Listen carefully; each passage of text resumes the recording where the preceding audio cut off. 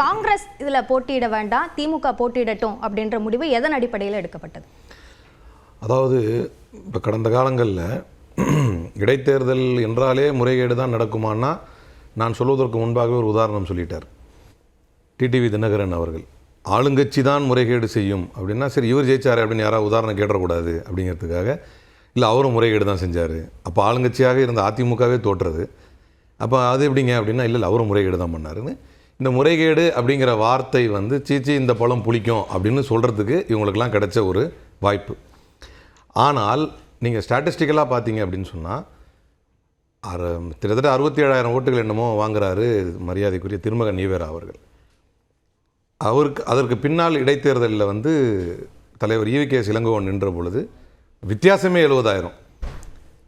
இப்போ நாங்கள் அகைன் காங்கிரஸ் நின்றா ரொம்ப சர்வசாதாரணமாக அது வந்து வெற்றிக்கான வாய்ப்பு வந்து ரொம்ப இலகுவாக இருக்குது. அப்படி இருந்தும் திமுகவுக்கு ஏன் தர்றோம், ஏன் அந்த மாதிரி விட்டு தரணும் அப்படி தான் அதான் உங்களுடைய கேள்வி. ஆமாம். அப்போ ஏன் அதை வந்து விட்டு தரணும் அப்படின்னா இன்றைக்கு நேற்று சட்டமன்ற நிகழ்வுகள்லாம் நீங்கள் பார்த்துருக்கலாம். எப்பேற்பட்ட அவதூறுகளை இந்த அரசின் மீது வீசுகிறார்கள். இந்த அரசுக்கு எதிராக பெரிய அலை வீசுகிறது, அப்படி இருக்குது இப்படி இருக்குது, 2026 இது திரும்ப வராது என்றெல்லாம் பேசுகிறார்கள். ஒரு கால் காங்கிரஸுக்கு இந்த சீட்டு தரப்பட்டு இதெல்லாம் வந்து ஒரு கெஸ்ஸிங் தான். ஏன்னா இந்த தேசிய கட்சியிலே வந்து எங்கள் கட்சியை பொறுத்தவரை தலைவர் செல்வ பெருந்தகை முடிவெடுத்து விட்டார், அறிவித்து விட்டார், முடிஞ்சு போச்சு, அவ்வளோதான். எதெல்லாம் ஃபேக்டராக இருக்கும்னு நான் சொல்ல வர்றேன். அப்போ என்னென்னா ஒரு கால் காங்கிரஸுக்கு தரப்பட்டு வென்றால் ஈவி.கே.எஸ் வந்து எப்படி அவங்களுடைய மகனாருடைய இறப்பிற்கு பின்னால் நின்றதனால் தான் இன்றைக்கி ஏன்னா ஒரு பெரிய தலைவர்னு சொல்கிறாரு, நல்ல மக்கள் மன்றத்தில் பிரபலமானவர்னு சொல்கிறாரு, ஆனால் அவர் முறைகேடு நடந்ததுனால தான் அவ்வளோ வாங்கினார் அப்படின்னு சொல்கிறார்.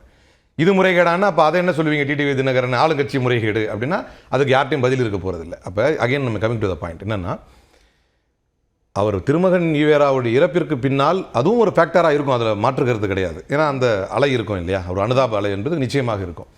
அப்போ மீண்டும் இவ்வளோ பெரிய தலைவர், எங்களுக்கு மாநில தலைவராக இருந்தவர், ஒன்றிய அமைச்சராக இருந்தவர், இவ்வளோ பெரிய தலைவர் இறந்தார் அப்படின்னா அகைன் காங்கிரஸ் வந்து இதனால தான் ஜெயிச்சிருச்சு, ஆனால் அந்த ஆன்டி இன்கம்பன்சி அப்படியே இருக்குது என்று யாராவது வாதம் வைத்து விடக்கூடாது என்றால் அங்கு திமுகவின் ஒரு அதாவது திமுகவினுடைய வேட்பாளரே நிறுத்தப்படுவதால் சரியாக இருக்கும்.